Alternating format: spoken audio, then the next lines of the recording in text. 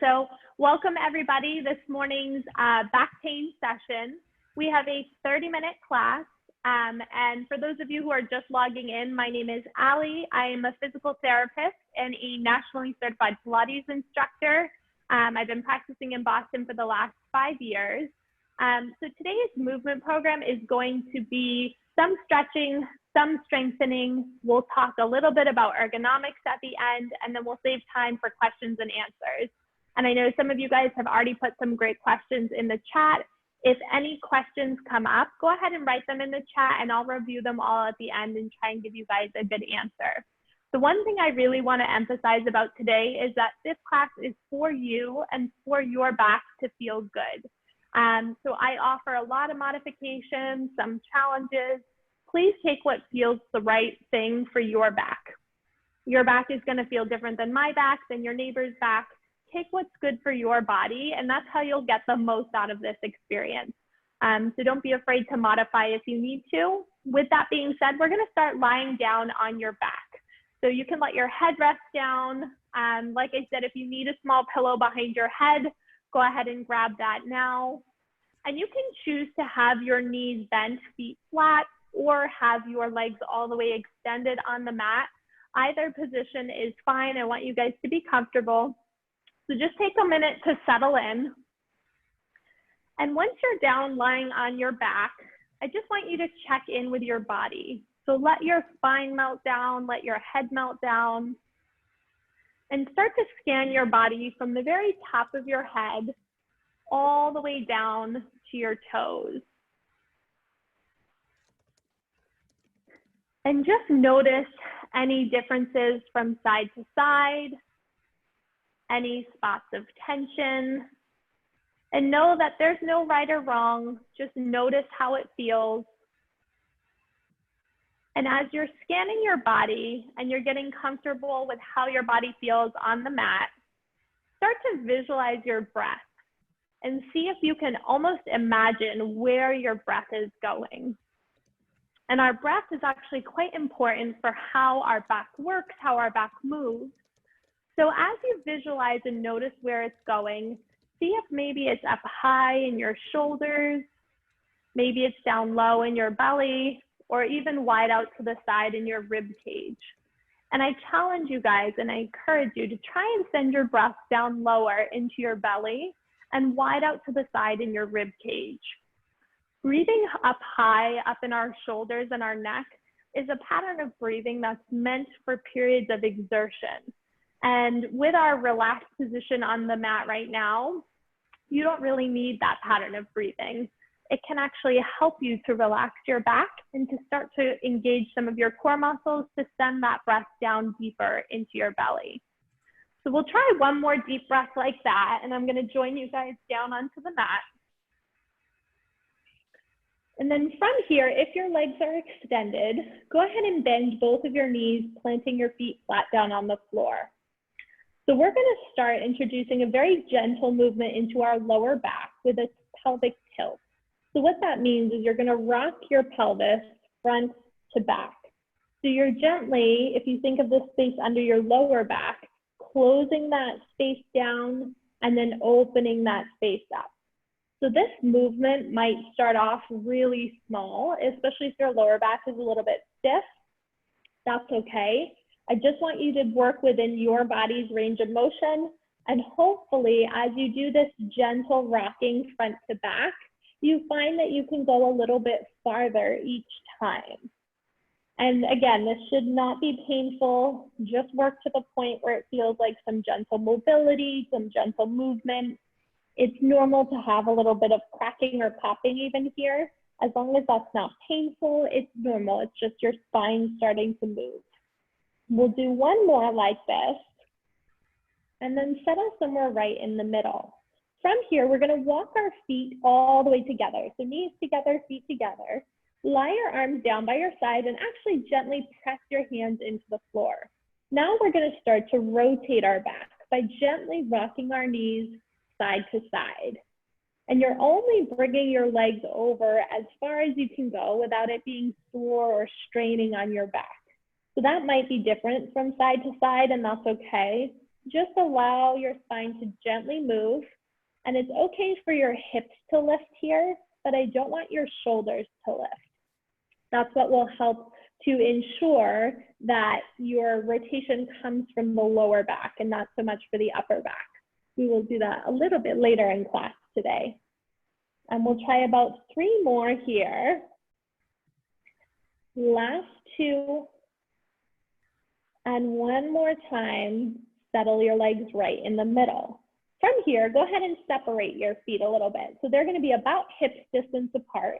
And I want you to bend your knees in enough so that you can tap your heels with your fingertips or fairly close, okay? We're going to go into our first strengthening exercise of the day, which is for our glutes, our hip muscles. And our glutes are what support our back when we bend over, when we lift things, when we go up and down the stairs, even when we're walking.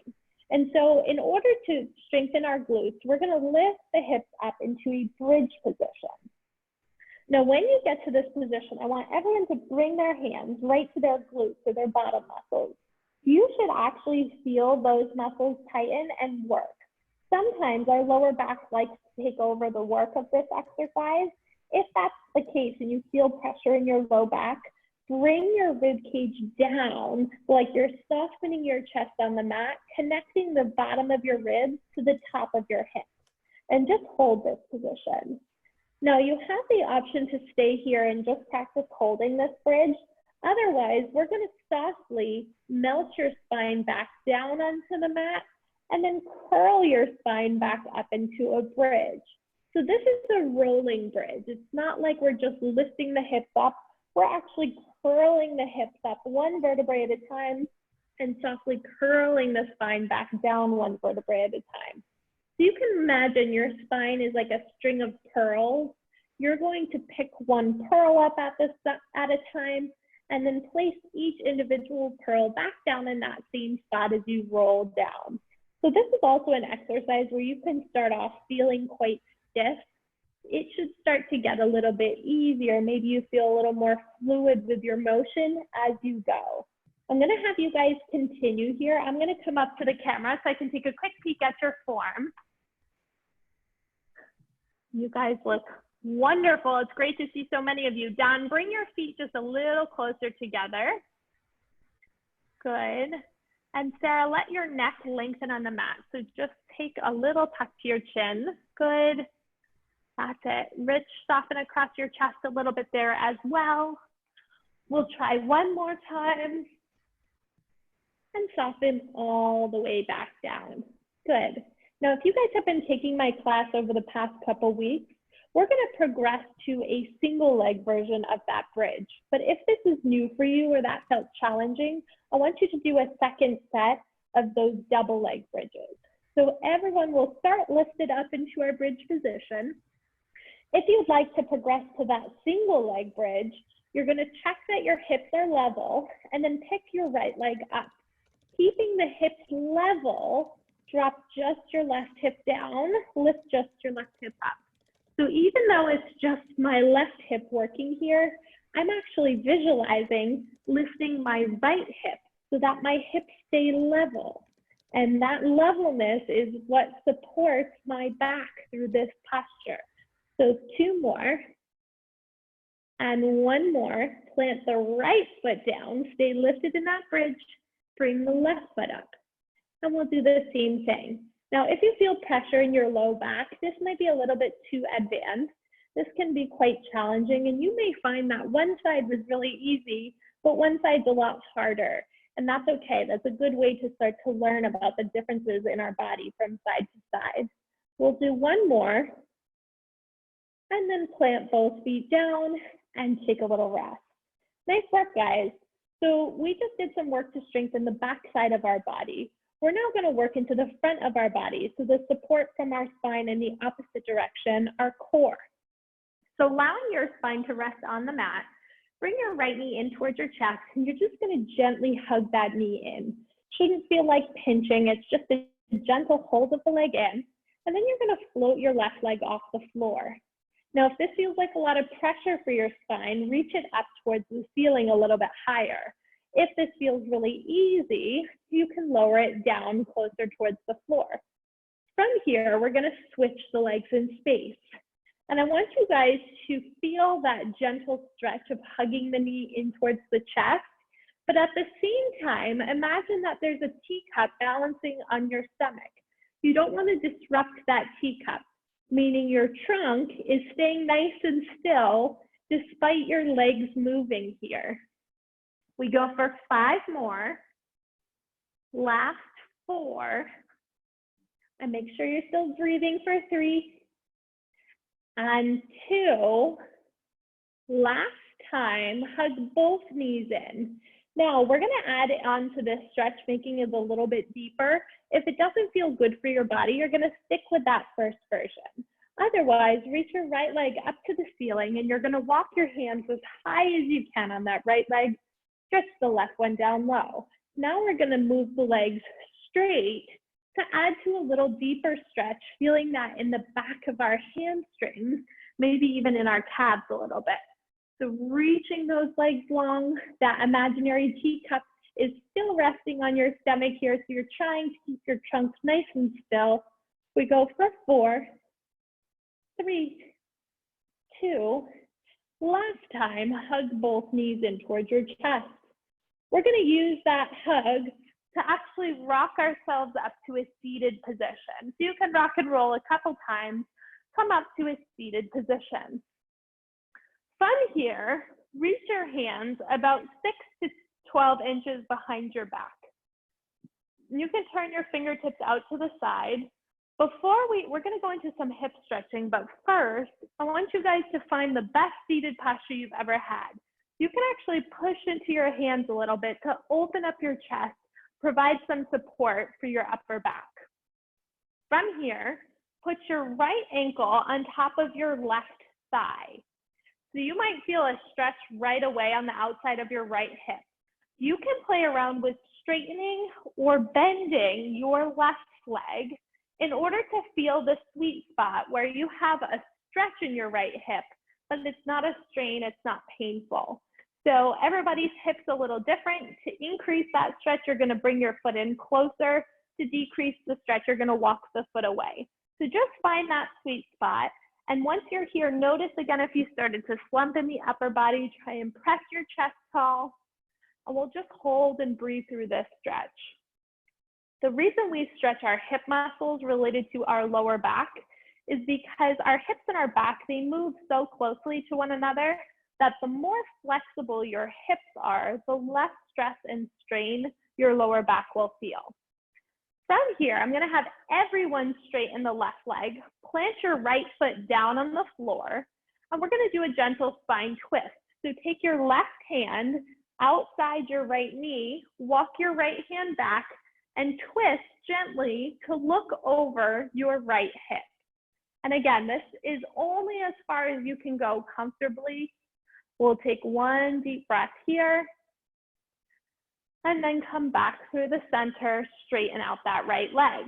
Hands are still behind you. You're gonna place your left ankle this time on top of your right thigh.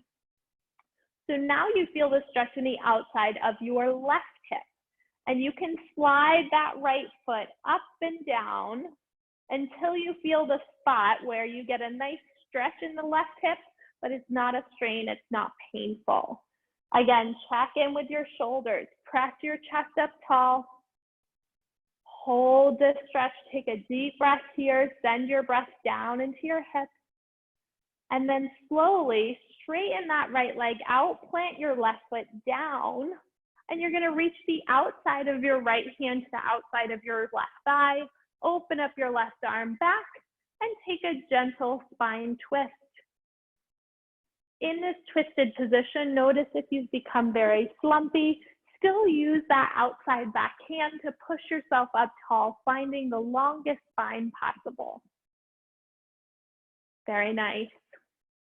So we're gonna flip on over now to an all fours position.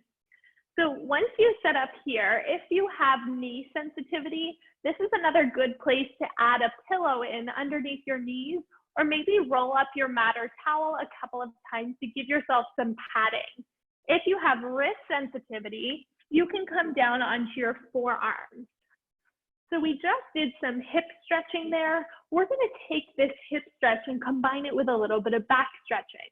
So I want you guys to start to draw circles with your whole body. So think of this as like your 4 points of your hands and your knees kind of moving around the world. So you're shifting weight to circles, getting a stretch through both your back and through your hips. And just noticing maybe if you feel a little bit stiffer on one side than the other. And then we're going to change directions, rotating that hip back, letting your hips drop forward and pressing through your shoulders. And maybe this direction feels a little bit easier, but chances are your body picked the easier side to move on first. So our body likes to find that path of least resistance. One more time here. And then we're going to lay all the way down onto your stomach. So you can lower yourself all the way down. So we had a question in the beginning of class about laying flat on your back and feeling like pressure. Sometimes laying on your stomach can give you pressure in your low back too. So you can go ahead, put a pillow underneath your hips. You can also separate your feet a little bit wider than your mat to take away some of that pressure. So hands go flat underneath your shoulders, and you're going to start to gently press yourself up. So maybe you can only lift your upper back. Maybe you can push all the way up, lifting your lower back as well. So work within a comfortable range of motion for your body. And this is one where it probably starts quite stiff, but you may loosen up a little bit as you go. And this position is a big extension of our spine. So like I said, when we sit, we spend a lot of time flexed. This is the total opposite of that posture. So this is a really good bang for your buck kind of exercise. So if you only had a minute or two and you can move in and out of this range of motion a couple of times, this is a really nice stretch to keep in mind. We're going to try about 3 more, and just notice if your shoulders are also hiking up. Try and keep your neck long. We'll do 2 more here. And last time, you're going to push yourself all the way up and back. This time, sitting backwards over your hips. You can let your feet relax on the mat. Maybe you even let your forehead rest down. Walk your fingertips long out in front of you. And just try and breathe into the back side of your body. And we'll take 1 more deep breath here. And then come on up. So we're going to go into another strengthening exercise, which is a plank. And there's a couple options I want to show you guys first. We'll work through it together. So you can be up on your hands and your toes. You can be down on your knees and your hands. You can also go onto your forearms and toes or forearms and knees. So whatever feels comfortable for you, I'd like everyone to start finding that long plank position. We're not going to hold it for super long. We're actually going to add in some movement. So once you're in that plank position, grow your spine an inch longer, and then we're going to lift from the hips, pushing back. Now, if you're down on your knees, you're going to push back into your child's pose and come back to your plank. Up on your toes, you push back to that down dog and shift forward. So just enjoy that little stretch as you push back, and then find the strength of your plank when you land in that forward position. We'll do 2 more here. And last time, and settle all the way down. Take a seat. Nice job, guys. Those looked great. So we have moved our spine forward. We've moved our spine backwards. We've twisted our spine a little bit. Now we're going to move our spine sideways. So if everyone can come to sit on your left hip, feet are going to point off to the right side. And if you have a pillow, you can put that underneath your hips, especially if they feel a little bit tight in this posture. So once you're there, I want everyone to open up their arms, take up space, grow wide, maybe open up your wingspan. And we're going to start just gently diving up and over. So you can imagine yourself like a windmill, just stretching out your side body, and just let yourself move here. Notice if you are starting to round forward, I want you guys to stay up tall. You can imagine like you're sitting up against a wall. We're gonna do 4 more like this. Good, nice and easy. Last 3 and 2. Good. Pause with your left hand down on the floor, right arm over on this next time. So again, left hand is down. From here, you're gonna rotate and reach your right hand to the floor and then up to the ceiling. So it's like you're turning your chest to face the floor and then opening your chest back up to face the camera. This is a rotation, a stretch for your upper back. So we did rotation for your lower back before. Now we're focusing that rotation into the upper part of your spine. And you might not be able to touch the floor, that's okay. Try 2 more like this. Good, guys. And 1 more time. Now, if you want to do a fancy transition to the other side, bring your hands back behind you, kick your feet up and around. They're going to go off to the side on your left, so you can sit down on your right hip. Now, this side might feel different. Maybe you add the pillow underneath your hips. Again, you try and sit up nice and tall and open up your wingspan. Take up space. Feel the broadness across your chest. And then we start to dive up and over, creating that windmill motion. If you have shoulder sensitivity, you can always bend your elbows here or just make your range of motion a little bit smaller. This one really is about feeling the stretch in your spine. So you could almost picture the sides of your spine like an accordion, opening and closing. We go for 4 and 3. Almost there, guys. Last 2.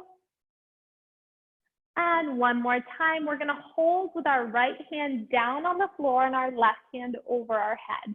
Again, right hand is down on the floor. Now we rotate down to tap our left hand to the floor and open up.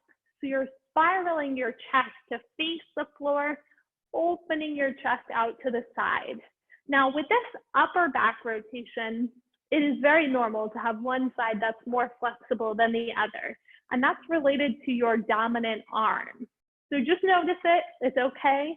Work within what feels good for your body today and your spine today. We'll do 3 more. Awesome, guys. Last 2. And 1 more time. Open up, find that big stretch. Good. All right, so we've got 1 more stretch here today, which is for our hip flexor muscles. I'm going to show you guys this stretch in kneeling. If you have a lot of sensitivity to kneeling, bear with me. I'm going to show you how you can do this stretch in standing as well. So up in that kneeling position, go ahead and put your right foot in front of you.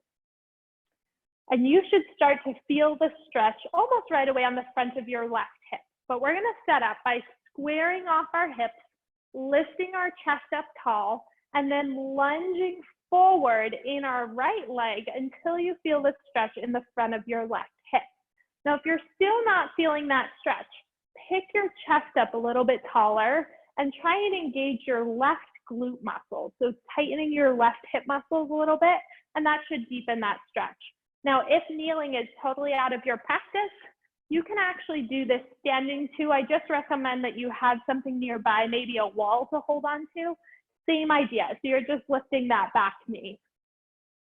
And we'll hold and breathe for just another moment, and then press ourselves back and switch to the other side. So walk your left foot forward. Chest is up tall. Square off your hips by rotating your right hip forward, left hip back. Lunge forward into that left knee until you feel the stretch in your right hip. And again, if you feel wobbly even down on your knees, grab something to hold on to. It's okay. You want to be able to relax in this posture. Lift your chest tall, engaging that right glute. If you're up in standing, it looks like this long lunge position, and you're still trying to pick up your chest, sink your body down a little bit lower. and we'll hold for just another moment and then come out and take a rest. Nice work, guys. So every week we talk about something related to work from home ergonomics and your lower back. Today, I want to talk about standing desks. So I get a lot of questions in these classes about, should I use a standing desk? How should I set it up?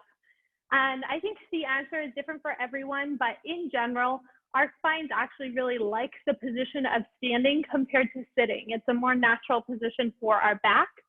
That being said, it's not something that you should just go from, sitting 8 hours a day to standing 8 hours a day. That's like running a marathon with no training.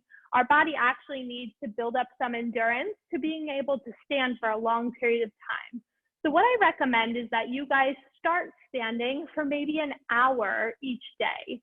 And then you build up your endurance. And maybe that hour is like 1 hour at the beginning of the day, and then you sit. Maybe you break it up so that you stand for 10 minutes of each hour to build up time over the day. I have found the best way to set up a standing desk from home outside of buying a whole desk setup is to find the highest countertop in your home and then put boxes. I use shoe boxes, but any kind of box, and build up the height. You want the height of your screen to be at your eye height when you're standing. And so for a lot of us, that's much higher than you might think it is. And the question I get a lot is, well, what do I do with my keyboard then? It's way up really high, especially if you're using a laptop. I think if you can get an external keyboard, so a wireless keyboard, so that you can type at a more reasonable height, that's really helpful. If not, take breaks with your arms. I think it's always more important to have the screen height up at a position that helps you stand up tall, as opposed to bending over and typing at a more appropriate height. So what I hope you guys take from this session today is that you don't have to do all 30 minutes of these stretches all at once every single day, but hopefully you learned a couple stretches that work really well for your body, and you integrate them in little pieces throughout your day. So maybe you take 1 or 2 of your favorite stretches, and every hour or 2, you take a minute to do those stretches. It doesn't take a lot, but that repetition throughout the day breaks up the period of time that you're standing still or that you're sitting still. Our backs like to move. They respond really well to gentle movement. So try and introduce that in small little bits. So I know I'm getting a little lengthy here. I want to make sure that I can answer some of your questions. I'm going to scroll back to get to some in the beginning because we've had so many comments already, which are excellent. So one of the questions I saw early on was about sleeping positions to minimize lower back pain, and I think it was sleeping on the side. So one recommendation I make if you are a side sleeper is that you put pillows between your knees and your ankles. So I think a lot of times people put a pillow between their knees, but they forget about something down for the ankles. That position of having support for your top leg minimizes the rotation that your spine experiences when you're laying on your side. So something I find that works really well is using a longer body pillow. That way it can stretch between your knees and your ankles. So I encourage you guys to give that a try and see how it feels for your body. I have a question here. Is there a good stretch for upper back pain? So the one that we did towards the end, rotating down, is a stretch for upper back pain, but I also offer a course later this afternoon on neck and shoulder pain. We do a lot of upper back stretching in that class. So if you are interested, try and hop in on that class today. Let's see, any other questions you guys here have about back pain? And I encourage you guys to stick around so that Sean can show us how to go over the feedback app. Feedback is really, really important for us to be able to give you guys the best experience. So if you do have a chance to leave me feedback, to leave Sean feedback, we would really appreciate it. And let me just see here. There's a question about pre and post stretches with running. I think all the stretches we did today, especially the stuff that's more stretching than strengthening, is probably good for your pre-run. But sometimes I find that just walking before you run helps to warm up the heat in your body. You're then more able to run, and you can stretch afterward. And that can actually help you to keep your spine flexible. Chances are your spine actually warms up while you're running. And sometimes it's the transition. I went from a run, now I'm sitting still for 8 hours, that stiffens up your back. So that's sort of abrupt transition. So having a little bit, some of the stretches we did today right at the end can be really good too. So I know there's more questions here, but to be sensitive to everybody's time, I'm going to pass it over to Sean, and I will try and answer a couple more afterward if you guys want to stick around.